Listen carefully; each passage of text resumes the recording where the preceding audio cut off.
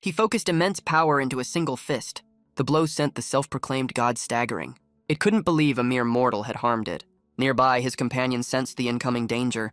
He knew he had to move out of the way. The god's three eyes now blazed with pure rage. It leaped into the air, launching a furious attack. His friend could only scream out a desperate warning. The monster slammed its weapon into the ground, but our hero met the powerful strike with his blade. Hiromu watched the clash with wide, worried eyes. He remembered just how reliable his brother was. The memory brought him back to a much simpler time. His older brother had praised him for his courage, but Hiromu simply felt he was doing his duty. A fist bump sealed their unbreakable bond. They shared a laugh, a rare moment of peace. This peace was shattered 30 years ago when the fallen towers and their gods manifested. Horrific monsters poured out from these strange structures. Humanity's only hope became those chosen by divine artifacts. The heroes. Their goal was to conquer the fallen towers.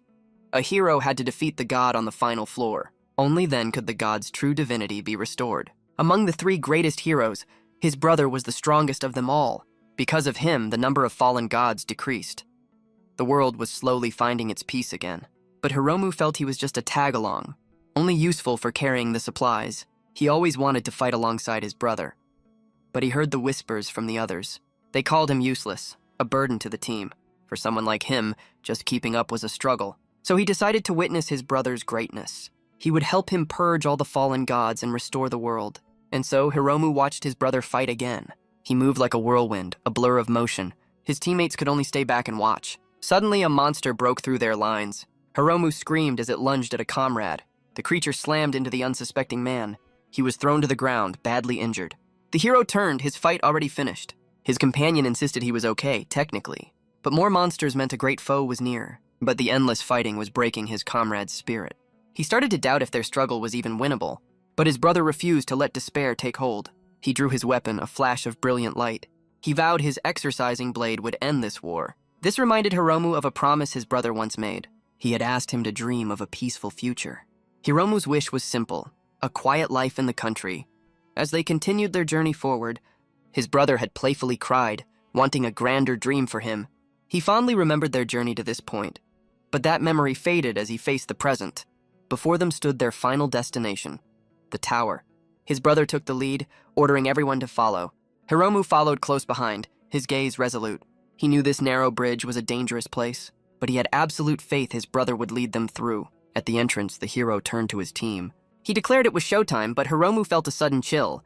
With a mighty heave, his brother threw the doors open, but the room inside was completely empty. His comrade questioned the lack of monsters. As Hiromu tried to warn them, his body froze. A dark shadow erupted, trapping them all. Only his brother remained free from the trap. He turned his gaze directly toward Hiromu. He warned him to brace for a powerful move. A sudden force knocked the others to the ground. He then moved to free the final trapped member. His eyes were fixed with cold determination. He pulled his last struggling comrade from the trap. He offered a smile, promising to save him. But his comrade's eyes twisted with a sinister light. The man he had just saved was not himself. Hiromu screamed, realizing the horrifying betrayal. His brother was caught completely by surprise. The traitor struck him with a devastating blow. He then offered a truly twisted proposal. A cursed blade was now lodged deep in the hero's body. Vile energy erupted from the wound, consuming him. Hiromu screamed his brother's name in pure terror. A dark energy completely enveloped the hero's body. His eyes now glowed with a sinister crimson light. He slowly raised his divine blade, aiming it directly at his own brother. An ancient evil had now possessed the great hero. It turned to the traitor, offering to grant his wish. Urabe confessed he just wanted to escape his fear. Hiromu accused him of betraying all of humanity. The other two heroes prepared to fight to save their leader. The possessed hero saw them as a perfect warm-up. With just a simple flick of his wrist, he sent the remaining heroes flying into the air. He looked down on them, calling them mere pests. They were defeated in an instant, utterly helpless. Hiromu could only watch as his friends fell. The traitor then reminded the new god of his reward. Hiromu knew he had to do something, anything. Suddenly, a mysterious blue light began to glow. It seemed to be responding to his desperate will. He saw it then, his brother's exorcising blade. He wondered if this was the key to saving him. A sudden thought sparked in his mind. His brother hadn't tried to attack him at all, but as he reached for the hilt, he faltered. At that moment, the possessed hero turned on the traitor. A dark energy shot out, twisting into a cruel shape. Seeing this betrayal, Hiromu's resolve hardened. His brother was his pride, the hope of everyone. Then, a mysterious voice echoed deep inside his head. The voice vowed it would take his brother back. He unleashed a flurry of impossibly fast attacks. The possessed hero was stunned by this sudden power. Hiromu's body moved on its own, guided by the mysterious entity. This voice explained the fallen god was a parasitic being, feeding on human life force to grow stronger. He had to strike before his brother was completely consumed. But his blade was suddenly blocked by another force. The traitor stepped in, eager to prove his worth. He and the other hero charged at Hiromu together, and then his former teammate revealed his own monstrous transformation. The god noticed the hero's spirit fighting back, but it quickly crushed that futile resistance. It turned to Yorubi, giving him a new mission: destroy the exorcising blade and the other heroes. All around Hiromu, his comrades lay defeated. He knew if he failed, countless lives would be lost. His brother would destroy everything he once protected. With renewed determination, his eyes began to glow. He unleashed a powerful attack against his foes, but his former friend blocked the strike with ease. The voice within him repeated its strange request. It warned that this opponent was far too strong for him, but it was amazed at how clearly he saw the attacks. It knew his name, telling him defense alone was not enough. It instructed him to charge when it gave the signal. Hiromu placed his complete trust in this unknown entity. Their silent planning was met with the monster's insults. The creature reveled in its new, exhilarating power. It unleashed a massive attack, sure of its own supremacy. In that split second, the voice gave its command, "Now!" He moved like a blur, slipping past the attack. The monster couldn't believe what it was seeing. In an instant, Hiromu was behind him, victorious. The voice inside praised him, calling him a natural. It was impressed by his unwavering steel will. Hiromu looked at his hands, amazed by the power. He finally had the strength to save his brother. But a new wave of monsters stood in his way. He knew he couldn't stop now, not for a second. From the shadows, the true enemy was watching. The voice took a physical form, demanding his all. Hiromu realized this was the spirit from the sword. It was Gayamaru, the god of the exorcising blade. The spirit placed a hand on his shoulder, formally acknowledging him as its new master. A tremendous power surged through Hiromu's veins. He could now fight with unimaginable strength. Together, they formed a pact to save his brother. Just then, the remaining monsters charged at them. Hiromu stood his ground, ready to face the onslaught. Gayamaru would only teach him the very basics. It was strange, he had never fought before, yet he could now see every enemy's fatal flaw. He moved in a blur of motion, unleashing a devastating lightning flash attack. His eyes blazed with newfound power and confidence. The traitor could only watch in stunned silence. Even the possessed hero was taken aback by this display. It finally recognized the true threat of the exorcising sword, and now it was determined to destroy it for good.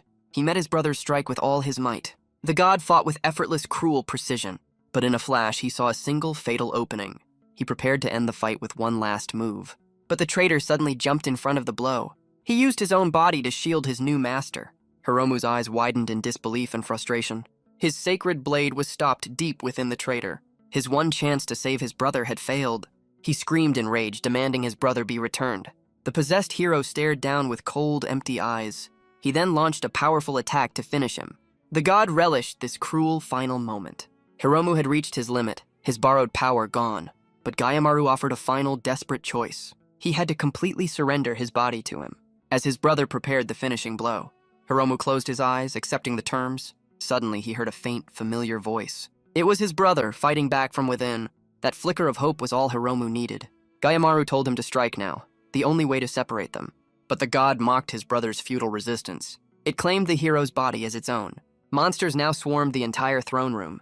The traitorous Urabe declared that it was too late.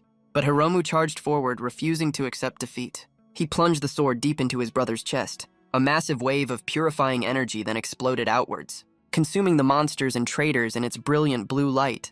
When the light faded, a new hero had arrived on the scene. Hiromu looked up, relieved to see such a powerful ally. His possessed brother was still standing, but clearly weakened. It spread its dark wings, preparing to make a quick escape. With a final taunt, it fled through a high window. Asanome immediately ordered his troops to pursue the target. Hiromu tried to explain what had happened to his brother, but Gayamaru's power let him hear the soldiers' whispers. They believed his brother was a lost cause.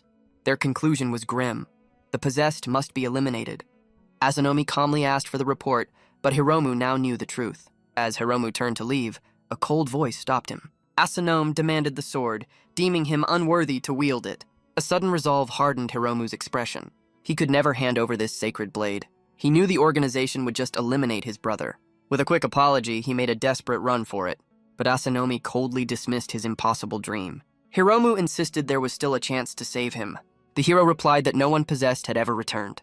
But just then, new allies arrived on the scene. With his new allies covering him, Hiromu dashed for the exit. If they wouldn't listen to reason, then he had to escape. But the number 2 hero, Asanome, stood in his way. Gayamaru told him to just charge, not to use a special move. One of his allies ignored that, unleashing a powerful lightning slash. Asanome was surprised, but simply faded out of the attack's path. He reappeared instantly, moving with blinding speed. Hiromu felt a sudden sharp pain as he was struck. A powerful kick sent him flying to the ground. Dazed, he looked up to see a familiar yet terrifying figure. Hiromu lay on the ground, completely unconscious. Asanome stood over him, ready to retrieve the sword. But he paused, his gaze fixed on the blade. He called out to the wild god dwelling within. Suddenly, the powerful spirit Gayamaru appeared. Asanome smirked, confirming the ancient legends. He was bitter that the god had chosen Shotaro, but never him. He knew the world desperately needed a new hero. Without one, all of humanity's hope would be lost. So he offered a deal. Help him save Shotaro and he would fill the empty role. He looked down at the fallen Hiromu, deep in thought. He was surprised by the boy's incredible hidden power. To draw that much strength from the sacred blade, Asanome admitted that Hiromu had great potential. The scene then shifted to a distant, peaceful memory. His brother had burst in, filled with exciting news. A young Hiromu had praised him, filled with admiration. Shotaro had then made a solemn promise to his little brother. He would create a peaceful world just for him. Back in the present, Hiromu's eyes slowly began to open. As he slowly regained consciousness, a terrifying nightmare flooded his mind. A single crimson eye glared with pure evil. The vision showed the monster looming over his younger self. It declared that his brother's body now belonged to it. Hiromu woke with a start, the horror still fresh. He remembered the terrible truth of that day. It was all because he had been too weak. He was powerless to stop his brother from being taken. The crushing weight of his failure consumed him. But Gayamaru's voice cut through his despair. The god sternly commanded him to get up. Hiromu's eyes shot open, his mind back in reality. He jolted awake, sitting up in a strange bed. He was greeted by his concerned friend, Mikoto. She explained that he was in the organization's medical room. Apparently, Asanome had carried him all the way back, and to his shock, he'd been unconscious for 2 whole days. He grabbed his friend, desperately asking about the sword. The association was already testing new candidates to wield it. His friend explained that only a true master can draw out an artifact's full potential. Hiromu insisted he could wield the sword's power, but the chairman clearly didn't believe him. That's why they had already begun the candidate tests. Makoto warned him that gods are often fickle beings. But Hiromu shouted back, defending Gayamaru's honor. His hands clenched the sheets in frustration. His friend tried to reason with him about their duty, but Hiromu was trapped, his heart in conflict. Suddenly, he leaped out of the bed, startling Makoto. He ran, knowing if someone else took the sword, his brother was doomed. He had to become the sword's master to save his brother. As he ran through the halls, a voice stopped him. It was a prodigy swordsman, Maeda Reiji. Reiji challenged the former baggage carrier with a smirk. But before Hiromu could even answer the challenge, a sudden punch sent him crashing to the floor. Reiji was furious that such a weakling was chosen. The sword held the spirit of a legendary samurai god, humanity's greatest protector. He couldn't stand that trash was chosen to wield it. He shouted that Hiromu could never defeat a great hero. Suddenly, his brother's girlfriend rushed in to stop the fight. But Reiji insisted he was just stating the obvious facts. The exorcism. Swords masters were always special class heroes. Only those with the highest potential were ever chosen, and Hiromu was just an unranked non-combatant. Reiji declared that he would master the sword and defeat Shotaro, but Hiromu refused to let anyone finish off his brother. Miki delivered the harsh truth. The organization wanted him eliminated. She had even applied to be the one to do it herself. Hiromu realized he and Gayamaru were truly alone in this fight. He boldly declared that he was the sword's rightful master, but a calm voice suddenly interrupted the argument. It was Asanome, ordering him to the training grounds. A nervous Hiromu had no choice but to accept. Asanome looked on with a strange, unreadable expression. He told the other 2 to watch Hiromu's test first. They arrived at the training ground to find utter chaos. 2 massive monsters were overwhelming the other heroes. The organization's head watched grimly, seeing the massive void Shotaro had left. His eyes then landed on Asanome and the young boy beside him. The organization's head then called out his name. The test was simple: defeat the monsters and claim the sword. Asanome handed him the blade, offering a cold warning. He held the sheath with a firm, unyielding grip. Hiromu accepted the sword, his resolve now absolute. Inside his mind, Gayamaru greeted his new master cheerfully. But his tone quickly turned deadly serious. He warned him not to hold back against the ruthless chairman. The chairman noticed something different about the boy. With a sharp command, the monsters were released. The 2 hulking beasts charged straight for him. This was his one chance to prove his true worth. His friends watched in horror, knowing how strong these monsters were, but Hiromu calmly told Gayamaru that he could handle them.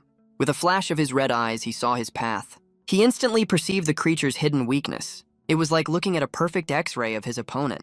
He dashed forward, moving faster than the eye could see. To him, their openings were glaringly obvious. Gayamaru watched with a proud, confident smirk. Following Gayamaru's command, he charged upwards. He unleashed a new, devastating sword technique, a powerful rising thunder flash. Mickey was stunned. His movements were just like Shotaro's. The first monster fell in a massive explosion. Hiromu then turned to face the final creature. Mickey watched, her expression a mix of awe and disbelief. But just as he moved to strike, an explosion rocked the arena. Reiji had jumped in, easily defeating the last monster himself. The other candidates cheered wildly for their prodigy hero. Hiromu was confused by Reiji's sudden interference. The prodigy was determined to prove himself the worthier master. From above, the chairman was quite pleased with the results. He now had to decide how to guide these two young heroes. Two new bundles of hope had finally emerged. Reiji had been a prodigy since he was 10 years old. He quickly rose through the ranks, praised by everyone, but his divine artifact was holding him back. It was too slow, unable to keep up with his movements. With a regular artifact, he couldn't even fight seriously. His eyes were locked on the exercising sword. He knew that with its power, he could fight even better. He could finally become a hero who surpassed Shotaro. Sometime later, a decision was finally reached. The candidates were all gathered in a silent meeting room. The chairman entered, ready to announce their conclusion. They had discussed at length who would wield the blade. After much debate, they had made their choice. Considering his ability and results, Reiji was the best fit. As Reiji accepted, Hiromu's world shattered. But the chairman had one final additional test. Reiji had to prove himself at a nearby fallen tower. Asanomi would accompany him as the official evaluator. And in a surprise twist, Hiromu was also ordered to go. The chairman gave him a cryptic piece of advice. Soon, the trio arrived at their dangerous destination. The size of the tower indicated a powerful fallen god. Reiji was eager to prove he was worthy of the sacred blade. Before they left, Mickey gave Hiromu a sword for protection. She had only come to witness who the blade would choose. Hiromu followed close behind, feeling a knot of nerves. They stepped into the tower, their footsteps echoing. Reiji was supremely confident, ready to prove his worth. Hiromu knew that even he became strong with the sword.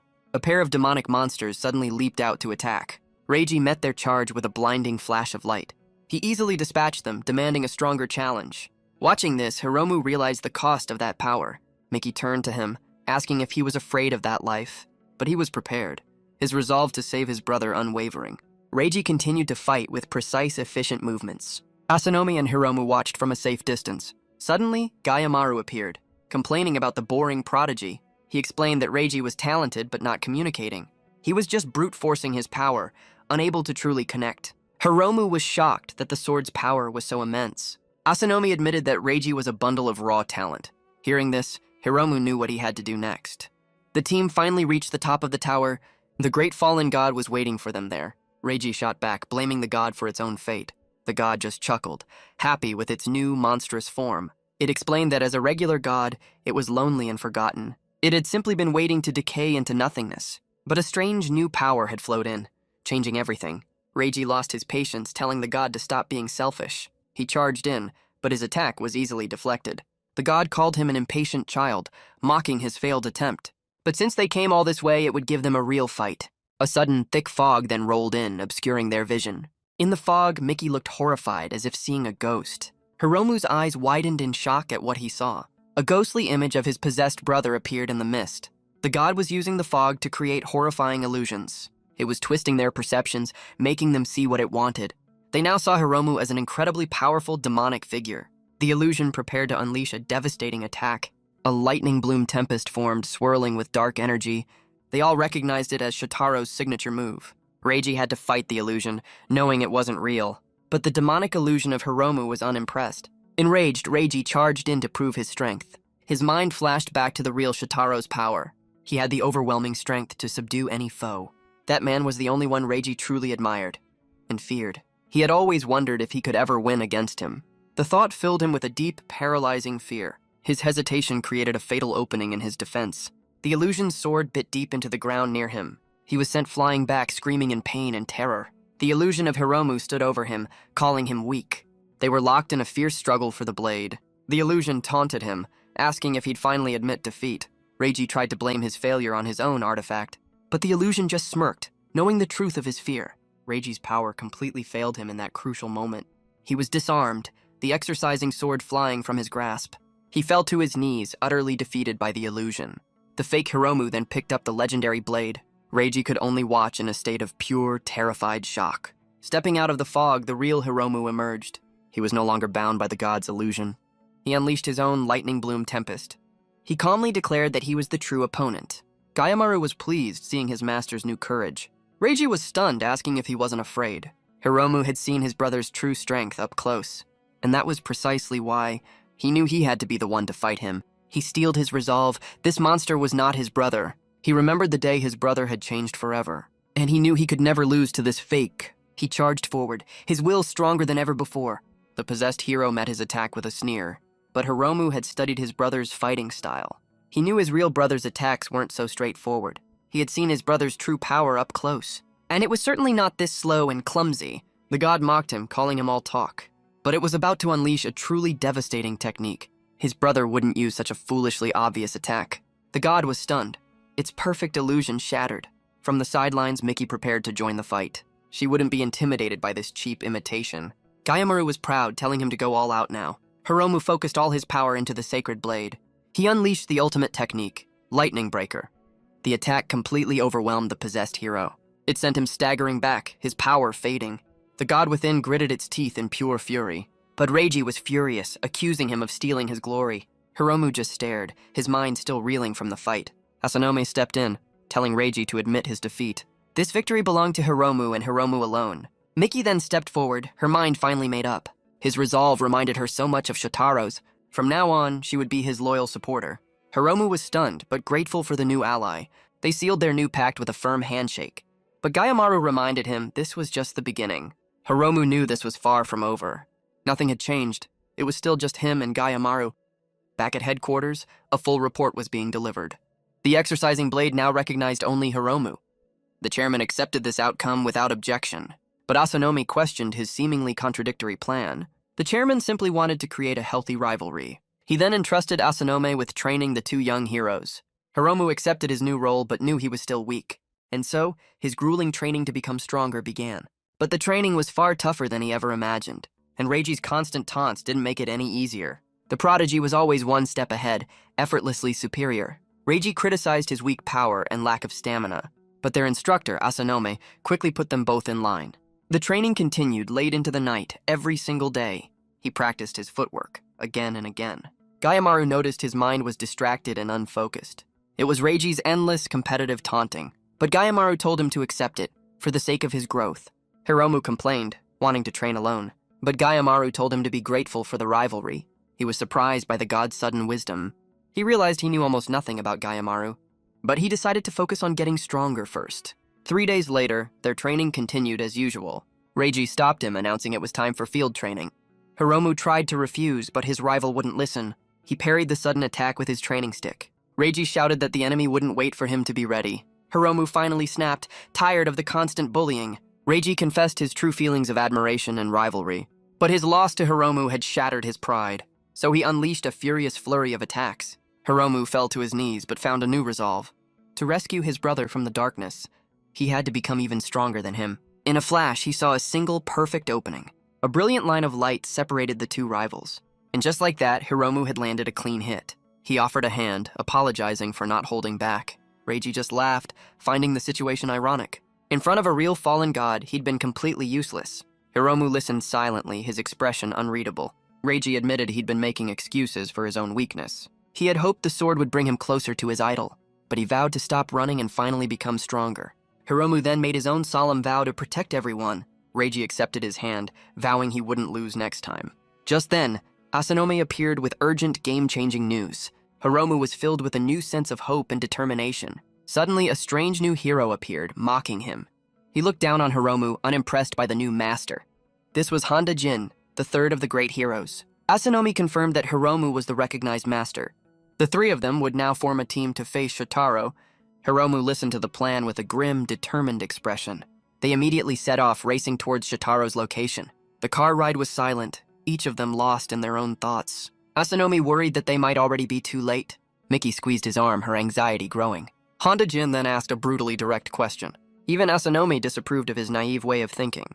The possessed Shotaro was simply too dangerous to be left alive. If they failed, the entire world could be at risk. Asanome then revealed the true reason he had brought him along. It was to keep an eye on him, to ensure he wouldn't interfere. Honda offered a cruel alternative. Buy them time and he'd finish the job. But Hiromu held on to Gayamaru's words, a single thread of hope. His hands clenched, his resolve hardening with every passing second. But Hiromu stood firm, vowing to bring his brother back. Asanome then asked a chilling, ominous question. He stared ahead with a cold, unfeeling gaze. Hiromu was confused, not understanding the sudden change. Even Honda Jin was shocked by what he saw. They had arrived to find the city in complete ruins. The battle had already come and gone, leaving only destruction. A once protected city was now a smoldering wasteland. Miki knew that time was running out for Shotaro. The team split up, ready to face the remaining threats. Asanome left Miki behind as the three heroes split up. She watched them go, her resolve hardening. She too wanted the power to stop the man she loved. Elsewhere, Hiromu was facing a horde of demonic creatures. Gayamaru was at his side, ready to end this quickly. He drew the exorcising blade, its power flaring to life. A brilliant lightning flash cut through the demonic horde. From a distance, Honda Jin watched with a dismissive smirk. He then drew his own weapon, ready to show off his power. He charged up a massive arrow of crackling energy. He fired the arrow, unleashing a brilliant firework of destruction. The arrows rained down from the sky like a meteor shower. This was his ultimate technique, the crowning shot. Meanwhile, Asanome was unimpressed with Hiromu's wasteful movements. He then unleashed his own blazing lightning technique. After the fighting, Hiromu surveyed the quiet, empty streets. He found a family hiding in the rubble, terrified but safe. They were overjoyed, relieved that help had finally arrived. But their relief was short-lived as a new monster appeared. Hiromu's eyes glowed red, ready for the next fight. This new monster's aura felt completely different. It moved with blinding speed, its attacks swift and deadly. This was a boss monster, in control of the others. But a creature this strong should never have left the tower. Gayamaru warned him to fight with his own unique style. A sharp claw swiped at him, narrowly missing. He knew he was weaker, but that could be an advantage. His eyes focused, his perception slowing down time. He carefully watched its movements, waiting for an opening. The second it appeared, he charged in for the kill. He unleashed a perfectly timed lightning flash. The monster was completely obliterated in an instant. He then sheathed his sword, his mission accomplished. But the rescued civilians were confused and terrified. They couldn't understand why a great hero had attacked them. He had offered to help anyone who followed the fallen god. Those who obeyed were taken away to an unknown location. The civilians had lost all hope in their supposed protectors. Gayamaru explained that the god was simply gathering believers. More followers meant more power for the fallen deity. But Hiromu had only one question on his mind. Gayamaru delivered the grim news. They only had 1 month left. Hiromu took a deep breath, his mind now clear. Gayamaru's reptilian eyes watched him with a strange intensity. He was grateful for the truth, his resolve now unshakable. This reminded Gayamaru of his original master, Shotaro. He smiled, a rare expression of genuine pride. It was time to fight with everything they had. From the car, Honda Jin impatiently urged him on. Hiromu apologized, quickly jumping into the vehicle. Honda Jin grabbed him, angry at the slight delay. But Hiromu stood his ground, his resolve unshaken. The third hero just smirked, impressed by his determination. Reiji then appeared, telling Hiromu to get in the car. But as he did, he noticed Miki's terrified expression. She had just received word of another attack. With a new target, Hiromu urged them to hurry. This new town held a special significance. It was Riko's hometown, a place dear to Asanome. Meanwhile, the possessed Shotaro was already at the city gates. He then turned to the monsters, granting them new power. He commanded them to gather their underlings for the attack. The monsters bowed, their bodies twisting with dark energy. The city's barrier shattered, letting the horde pour in. The fallen god then made a grand, terrifying announcement. He offered them a place in his new land of peace. The world watched as the horrifying broadcast played out. In an orphanage, a young girl watched in fear. Meanwhile, the heroes were finally approaching the city. Honda Jin shouted for Asanome to get in the car. Asanome decided to go on ahead. His daughter was in danger. He prepared to use a special foot technique. A brilliant kadaten propelled him forward with incredible speed. Honda Jin could only watch in stunned, wide-eyed disbelief. Asanome's divine artifact held the powerful ogre god, Shuten Doji. This god's power allowed him to travel at supersonic speeds. Left behind, Honda Jin urged the driver to get moving. He grumbled about Asanome's reckless, independent nature. Hiromu was shocked to learn he had a daughter. Even the usually stoic Honda was completely flabbergasted. Miki quickly corrected them, gripping the steering wheel. He had actually adopted his late sister's child. Even a hardened hero had a soft spot for his family. Hiromu could only hope the young girl was safe. Asanome raced across the city, pushing himself to the limit. His divine partner knew this was to be expected. His only thought was to get Rico to safety. His mind flashed back to 2 years ago, a happier time. He had worried about them, about what would happen to Rico, but their daughter's love had always been their greatest strength. His sister had smiled, confident in their shared dream. They fought for a peaceful world where Rico could live happily, but that dream was shattered in a single tragic day. He had been away on another mission, completely unaware. He then took in the orphaned Rico, his only living relative. He had no idea how to act around the young girl, but she quickly grew attached, her smile a ray of light. Looking at the burning city, he knew he couldn't lose her. He called on his divine partner, ready to unleash his full power. All he could do now was fight with everything he had. He fought to create a world where Rico could live without a care. He unleashed a devastating flame thunder technique, but his attack was stopped by a familiar, unwelcome voice. He landed, shocked to see a face from the past. It was Urabi, now transformed into a spider-like monster. Asanomi couldn't believe it. He was sure he had finished him. The traitor commanded his new army of spiders to attack. Asanomi's eyes narrowed, his patience wearing thin. He and Shutendoji easily dispatched the weak creatures, but Urabi was confused. His newfound power was still not enough. He knew he couldn't beat him, but there had to be a weakness. From the shadows, a pair of red eyes watched with keen interest. Asanomi raced towards the evacuation shelter, his heart pounding. He arrived to find the civilians terrified but unharmed. They were overjoyed, believing they had finally been saved. But then, a familiar voice called out his name. Asanomi's face softened, a rare, genuine smile. But in that moment, the traitor Urabi struck. The civilians screamed as the monster grabbed the child. Asanomi could only watch, his partner screaming in rage. Urabe gloated, enjoying the hero's despair. He knew Asanomi was a threat that had to be eliminated. He threatened the girl, ordering the hero not to move. With a cruel laugh, he leaped into the air. Asanomi was silent, his mind racing for a solution. His eyes flashed with a cold, calculated fury. But when he looked up, the monster had already been stopped. Urabi couldn't believe his eyes. His attack was foiled. From a nearby rooftop, Honda Jin took aim with his bow. This was his own divine artifact, the bow of Yoichi. He had been using the bow's power to coordinate their attack. His plan was simple: save the hostage, no matter the cost. And at that moment, Hiromu made his move. He charged in, determined to take the hostage back. The monster had made a fatal, critical mistake. In a flash, he had the girl, calling out to Asanome. The hero's eyes blazed with a cold, righteous fury. He told his comrade to leave the rest to him. Now that the hostage was safe, he could go all out. He activated his divine artifact, ready to end this. The spider monster just smiled, confident in its power. But Asanomi moved like a blur, a whirlwind of destruction. He didn't even need a special technique to finish him.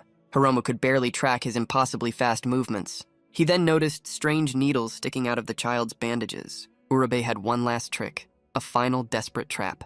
Hiromu's eyes widened in horror as the trap sprung. Asanomi rushed over, concerned for their safety, but the young hero was already struggling to breathe. The needles were coated in a fast-acting poison. Asanomi's attack had left nothing but puddles of goo, but Urabe just laughed, his plan working perfectly. Even without the hostage, his poison was still a threat, and his body could now multiply, creating endless clones. Asanomi realized he was turning his clones into vassals. He had been granted even more power by the fallen god. Gayamaru explained that vassals could only be defeated by striking the core of their soul. Seeing the impossible odds, Asanome told Hiromu to run, but Hiromu refused, wanting to stay and fight. Asanomi reminded him his only job was to protect the child. He gritted his teeth, his face a mask of determination. With the child in his arms, he ran from the swarming monsters. Asanomi could kill the main body, but the horde was endless. The monster mocked him, knowing he was searching for its core. It could move its core at will, making it impossible to find. It then turned its attention to Hiromu's escape. Urabi smiled, a cruel, twisted expression on his face. He vowed to send the boy and the child to join him. Asanomi was surrounded, the spider horde closing in, but Hiromu refused to leave him behind to die. Gayamaru warned him to get away as fast as he could. Asanomi called on his partner, needing the azure flames. Shutendoji eagerly agreed, ready to unleash his power. There was no need to search for the core in this endless horde. He just had to annihilate everything in his path. He prepared to unleash a devastating annihilation technique. An azure nether flame of Iditan consumed the entire battlefield. His partner, Shuten, was an ogre god of demonic flames. But this immense power was a dangerous double-edged sword. When the flames died down, not a single enemy remained. He warned the traitor that the flames would not extinguish. Urabe would now pay the ultimate price for his betrayal. With the battle won, Shuten urged him to find Rico. His partner could sense them both in the distance. They arrived to a scene of utter devastation. A lone silhouette stood amidst the rubble. It was Hiromu, with Rico safe in his arms. The young girl ran to her uncle, overjoyed to see him. He held her tight, apologizing for the terrifying ordeal, but she just smiled, happy that he was finally safe. Hiromu explained how Gayamaru had guided them to safety. Asanomi thanked him, but his relief was cut short. The poison finally took its toll, and Hiromu collapsed. Riko cried out, terrified for her new hero and her uncle. She rushed to his side, asking if he was okay. Asanomi was moved. He had a heart as strong as his brother's. But Miki knew this was no ordinary poison. All she could do was slow its deadly progression. They now had a new, desperate destination in mind. They would seek the protection of the great lady Amaterasu. Riko was confused, unsure who this new person was. She was the pinnacle of the gods, the giver of sacred treasures. Their journey led them to the legendary Ise Grand Shrine. They stood before the sacred building, a sense of awe in the air. A powerful, ancient presence could be felt from within. The new master of Gayamaru had finally arrived.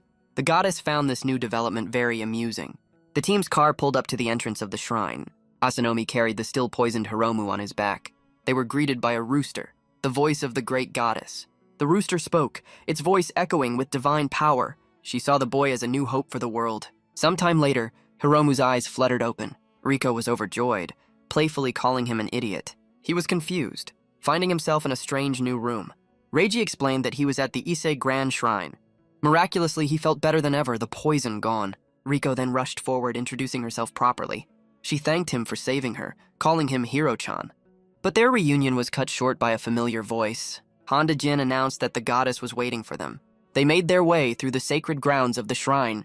Gayamaru was unimpressed, calling her a cantankerous old hag. But Amaterasu was the one who created the divine artifacts. He saw her as just another god, using humans for her own ends. He found the entire situation incredibly condescending. Honda explained that the gods needed humanity's help. The great doors to the Hall of Divinity swung open. And there she was, the great goddess Amaterasu Omakami. She was holding Asanomi's sword, currently under repair. The two gods exchanged some playful, friendly insults. Hiromu was shocked. He thought only the wielder could see the god.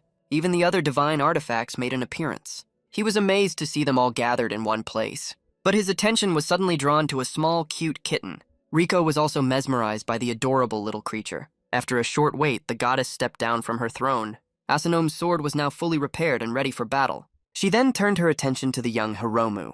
She asked him to state his name, though she already knew it well. He stated his name, his voice steady and clear. The goddess's eyes softened with a hint of sympathy. She then bowed her head, offering her sincerest apologies, not only for his brother, but for dragging him into this fight. She explained the true nature of the fallen towers. That was why they had to rely on strong humans to fight for them. She then shot a pointed look at the wild god, Gayamaru. The goddess closed her eyes, her expression turning grim. The evil god Futsunushi had been a threat for centuries. In fact, he was the original cause of all this chaos. He had begun opening holes 30 years ago. Now, with Shotaro's body, he would become unstoppable. If he won, the age of man would end forever. She then turned to Hiromu, challenging him to a test. He eagerly accepted, ready to prove his worth. She summoned a horde of specially made hitogata. He called on Gayamaru, ready to go all out. A brilliant lightning flash cut through the paper soldiers. But one of them dodged, slipping past his attack. He smirked, ready to unleash a new sword technique. He sheathed his sword, preparing for the final blow. A massive lightning bloom tempest erupted from his blade. The other heroes were stunned by his incredible growth. Reiji was in awe, his own desire for power now ignited. The goddess was impressed, calling his performance magnificent. Hiromu could only bow his head, grateful for the praise. She then addressed the heroes, promising the gods full support. Their mission was clear: defeat Futsunushi and restore peace. Hiromu swore an oath to save his brother, no matter what. With their new mission, the team departed from the sacred shrine. A young boy suddenly stumbled, his leg injured. A mysterious man appeared, offering a helping hand. He led the unsuspecting family deep into the woods. The goddess's barrier was useless against a human traitor. He planned to defile a sacred artifact with the fallen god's blood. The dark energy twisted and corrupted the ancient item. He knew his master would be very pleased with this gift. Back at the shrine, the goddess was rallying her forces. The heroes were ready, their mission clear and urgent, and Hiromu renewed his vow, his resolve now unbreakable. But a dark energy suddenly filled the sacred hall. A fallen god had appeared inside the Ice Grand Shrine. If they didn't act fast, the miasma would corrupt them all. Reiji charged forward, eager to prove his worth. This was his chance to get a new, more powerful artifact. Miki followed close behind, ready to provide support. The heroes split up, each taking on a different task. Honda saw this as a perfect opportunity for Hiromu. He would finally teach him how to use his power. They ran towards their target, ready for a real-world lesson. The shrine's lesser gods were already being corrupted. Hiromu suggested splitting up to cover more ground, but Honda was confident he could handle it. He would synchronize with his divine partner, Yoichi. He warned Hiromu not to blink, this would be quick. Yoichi teased him, surprised to see him teaching another. Synchronization was a complete merging of god and master. He unleashed a supreme bow technique, the divine bird. A brilliant phoenix of light soared through the sky. It rained down holy energy, purifying the corrupted gods. Honda left the rest to him, confident in his abilities. He drew the exercising blade, ready for his first lesson. Gayamaru was a veteran samurai, a master of the sword. Just copying his movements would be enough to skyrocket his power. He focused, his body a blur of motion. He unleashed another lightning flash, this one far more powerful. But their fight had drawn the attention of the real enemy. A horde of demons now stood between them and the fallen god. He prepared to strike, but his vision suddenly blurred. He was seeing fragments of Gayamaru's past, a confusing jumble of memories. A voice in his head screamed, giving the final command. The shrine was now surrounded by countless demons. Time seemed to slow down, the world turning black and white. He unleashed a new devastating roaring lightning flash. The attack wiped out the entire horde in a single blow. He told Gayamaru that he had seen a glimpse of his past. The god explained that this was a side effect of deep synchronization. He then teased him, knowing all his embarrassing secrets. Honda was concerned, noticing his sudden strange behavior. He was shocked to learn this was his first time synchronizing. He knew he had to get stronger on his own, but Honda was suspicious. The god was hiding something. Elsewhere, Reiji and Miki were fighting their own battle. The shrine was crawling with hordes of demonic creatures. Miki unleashed a graceful crescent moon sword technique. She cut through the demons with effortless precision. Reiji was getting impatient, worried Hiromu would steal the glory. He was determined to prove himself without his artifact's help. Miki told him to borrow his divine instrument's power. She warned him that as he was, he couldn't even beat her. A monstrous wolf-like creature suddenly appeared before them. With no other choice, Reiji called on his divine partner. A shower of golden sparks erupted from his hand. And in a flash, the adorable cat god appeared. Reiji was embarrassed, finding the whole thing incredibly uncool. He warned Miki to put up a barrier for her own safety. With his partner's power, he could no longer hold back. His entire aura changed, crackling with immense energy. He unleashed a devastating wild dance of peerless blades. Miki could only watch, stunned by his incredible true power.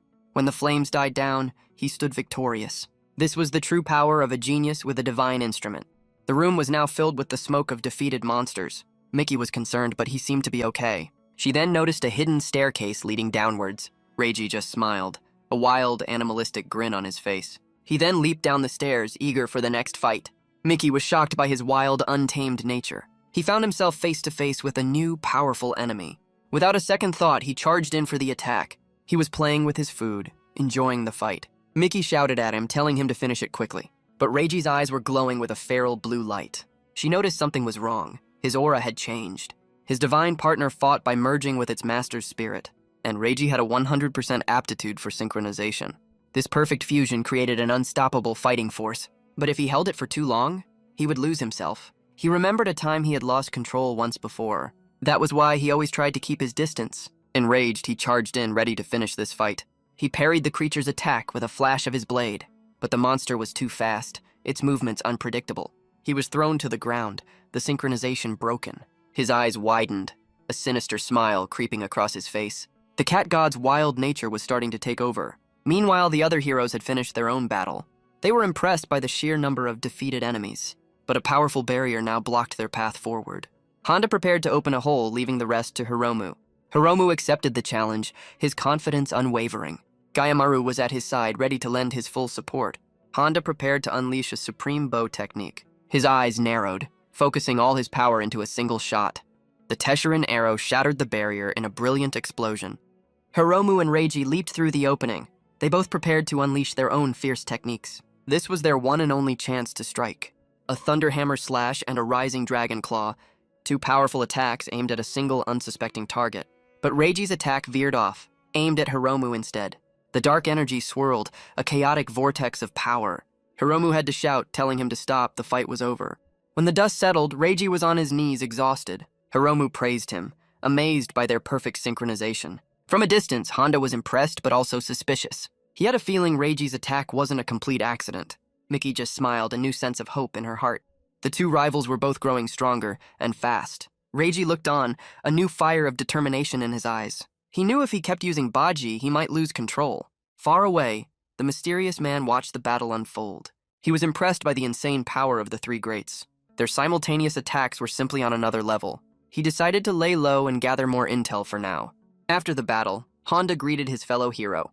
Their mission to subjugate the fallen god was complete. Exhausted, he playfully ordered Hiromu to get him a latte, but Asanomi quickly stepped in, defending the young hero.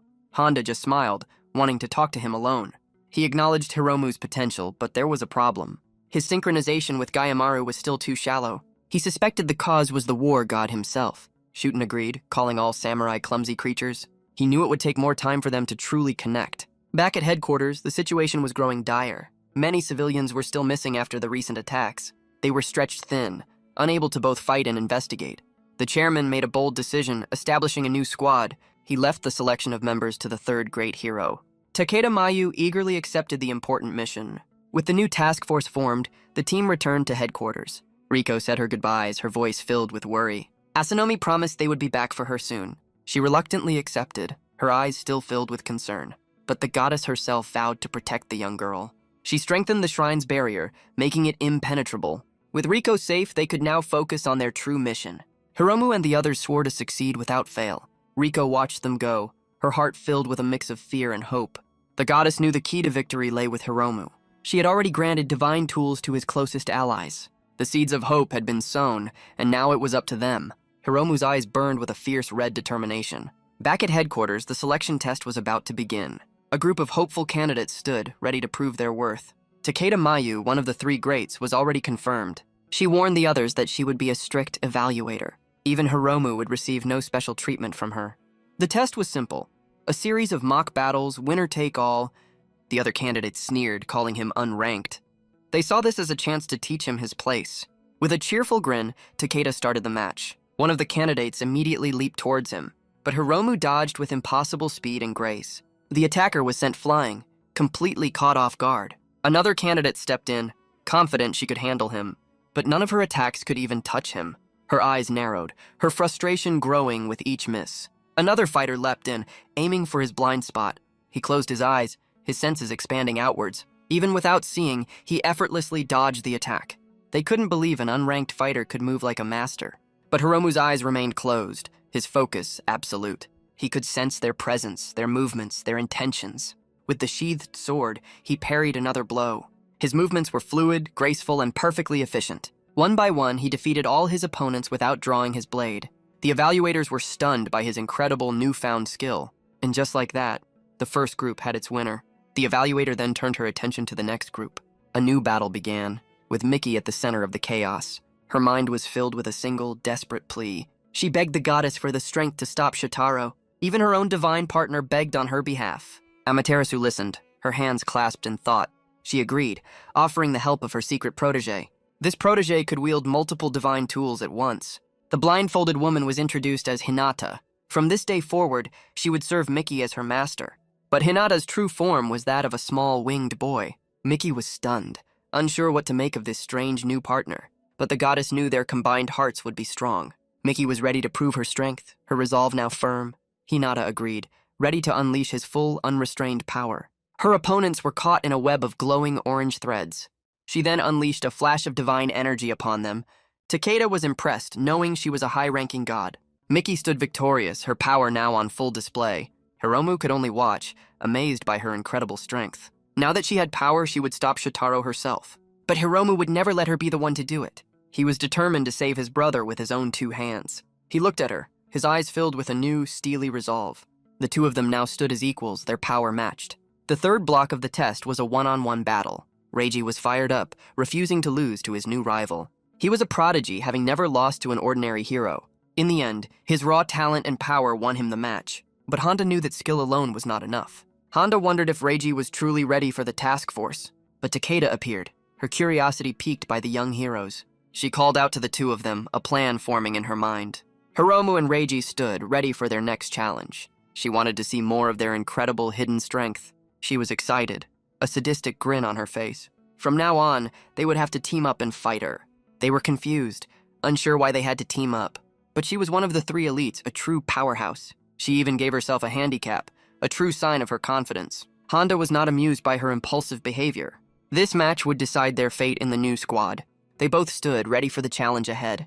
With a sharp grin, she declared the match had begun. They were determined to win, their rivalry now a partnership. They both synchronized with their divine partners at once, but Reiji ignored the plan, charging in on his own. Takeda met his charge with a smile, unimpressed. She praised his moves, a playful glint in her eyes, but his attack was easily dodged, his recklessness exposed. She sent him flying, telling him to think a little. It was a shame to see such a lack of coordination, but Gayamaru urged him on, telling him to go all out. He gripped his sword, ready to unleash his full power. He attacked with a Thunder Blossom memory realm. But she was too fast, dodging with a playful smile. She told them to work together, to coordinate their attacks. He called out to Reiji, ready to synchronize their moves. But his rival was lost in the heat of the battle. Takeda just sighed, disappointed by their lack of teamwork. He knew he couldn't let Baji's wild nature take over. He had to focus on the fight, not on his partner's impulses. He remembered begging the goddess for a new artifact, but Baji had been overjoyed at the thought of staying together. The cat god had rubbed against him, purring with delight, but he was determined to protect everyone with his own strength. The goddess had refused, seeing the potential in his current partner. The cat god was in no way inferior to the other artifacts. She had told him to face his partner more deeply. Only then would he gain the power he truly wished for. But back in the fight, Reiji was still struggling. Takeda moved with effortless grace, parrying every blow. She then sent him flying with a single powerful kick. Hiromu called out, trying to get him to coordinate. Reiji's eyes blazed with a new feral intensity. He charged in, his attack aimed at both of them. Hiromu was shocked. This was just like before. His wild, untamed nature was starting to take over again. But Hiromu knew this reckless style would never work. Takeda dodged the attack, sending Reiji flying once more. But as she moved to strike, a flash of red appeared. Hiromu had stepped in, blocking her attack with his own. He told him to trust in his divine artifact and leave it to him. He explained that Baji was happy to help, not just fooling around. The cat god just looked at him with its big, sad eyes. If he aligned their hearts, the god would surely respond.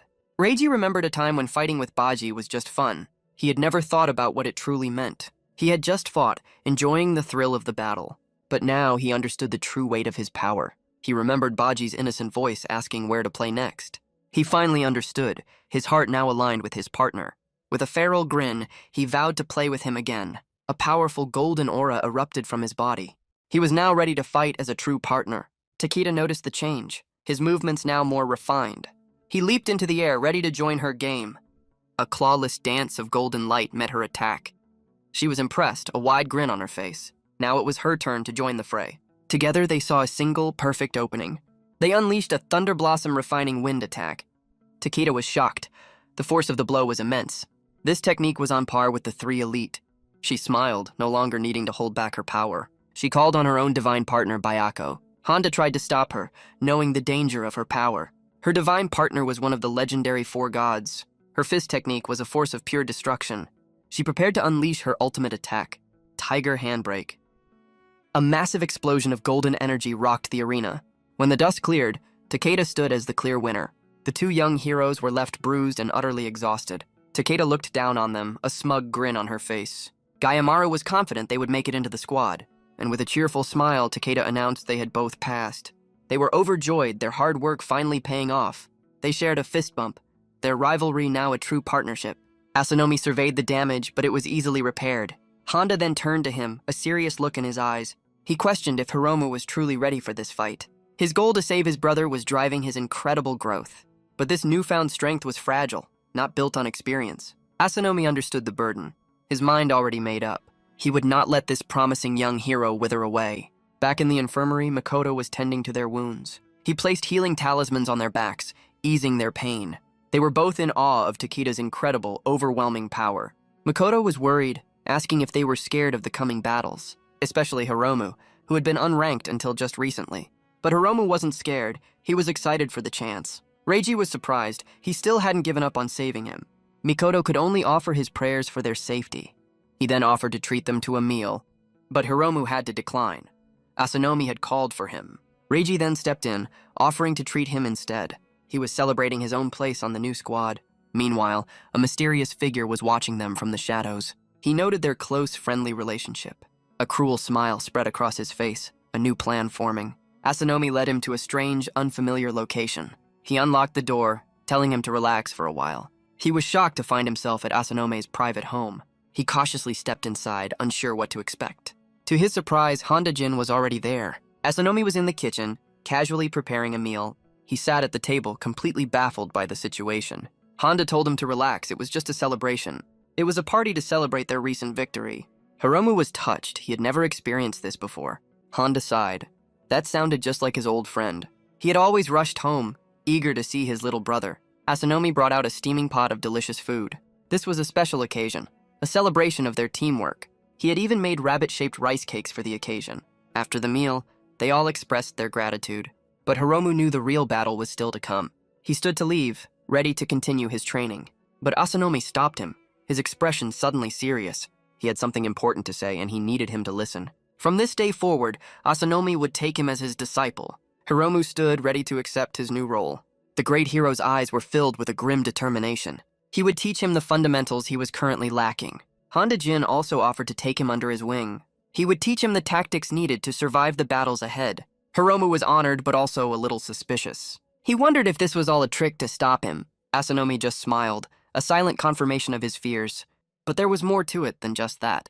Asanomi explains that to get stronger quickly, Hiromu bows, placing himself in their care. But outside, Gayamaru watches with suspicion. He believes he sees right through their plan, and Takeda from intelligence agrees, vowing to protect Hiromu's resolve.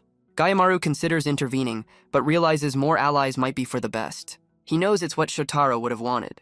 He looks to the moon, asking his former master to wait just a little longer. Meanwhile, back at headquarters, Makoto sighs. He's drowning in paperwork for the new task force, the true final boss of any organization. He wonders why Amaterasu gave him a divine tool when he's not even a fighter. He recalls her cryptic words about the sign of hardship upon him. She had given him a bracelet, a divine artifact for protection. He stands before a quiet office door, convinced that in this safe place he'll never need it. He opens the door ready to get back to work, but he's met by a familiar, unwelcome face. His paperwork goes flying in his shock. He stammers, asking who the intruder is. Takeda grabs him from behind, telling him to keep quiet. He had his eyes on Makoto for a while now. He grabbed her, ready to take her to the cult's hideout. But a sudden flash of light stopped him in his tracks. He was thrown back by a powerful, unseen force. The man was sent flying, his plan completely foiled. A new figure appeared, its voice cold and menacing. It was Mickey's divine partner, a powerful kitsune god. The man was trapped, his escape route completely cut off. A single beam of light shot through the barrier. Takeda appeared, alerted by the sudden commotion. Mickey explains that after the shrine incident, she's laid a network of divine threads to detect any threat. And across the city, that very network is triggered. The traitor, Takeda, knows he has to make a quick escape. He prepares a dark orb, ready to open a gate to his allies. But thanks to Mickey's warning, Hiromu is already there to stop him. Takeda is stunned by his impossible speed. He tries to fight back, but his strike is easily deflected. Hiromu's eyes burn with rage, vowing he won't get away. The traitor smirks, recognizing the brother of Futsunushi's vessel. Hiromu grits his teeth, demanding to know where Shotaro is. He charges forward, ready to force an answer. Takeda sighs, annoyed he has to reveal his true power. He unleashes a vengeful spirit summoning technique, and with a smug grin, he orders them to hold Hiromu off. Gayamaru recognizes the man as a powerful yin-yang master, but Mickey's new partner, Hinata, declares this is a piece of cake. She unleashes a purifying technique, the Sacred Lotus. Takeda can only watch as his spirits are obliterated. Hiromu thanks Mickey for the timely backup. The traitor is in disbelief, his plan falling apart, but he just smirks, deciding it's time to get serious. He unleashes a powerful 1,000 ranks barrier. Mickey knows she can't break through a defense like this. Takeda mocks them, confident in his escape. Hinata explains that yin-yang masters are resistant to their power. But Gayamaru's voice cuts in, saying it's not a problem. He tells Hiromu to synchronize with him, and our boy agrees. Takeda drops his escape tool, already planning his victory speech. But he's suddenly struck down from behind. The traitor can only watch as the blade cuts through his barrier. Gayamaru declares that no evil can stand against its power.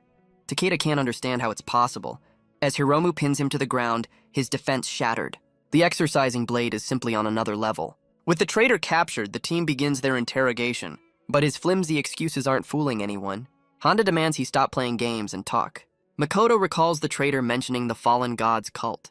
But Takeda remains defiant, refusing to speak. So Mickey decides it's time for a more direct approach. She prepares to use her thread of revelation technique, peering directly into the traitor's mind. She learns of a growing cult and their base of operations. Asanomi notes there were other, less subtle ways to get the information. Hiromu asks the question on everyone's mind. Why? The traitor explains that for some, chaos is freedom, a world where those who live in the shadows can thrive. Though he's quick to deny being one of them himself, Honda knows they have to move fast. Futsunushi was gathering followers, his cult growing stronger. Hiromu wondered if his brother was at their new target. But Miki couldn't be sure. The cult was being cautious. Hiromu suspected Futsunushi was focusing on the towns. Either way, they would depart at dawn to face him. Hiromu and Gayamaru stood, ready for the coming battle. The new squad stood before the Izumo Taisha Fallen Tower. This was the place where it all began, and where it would all end.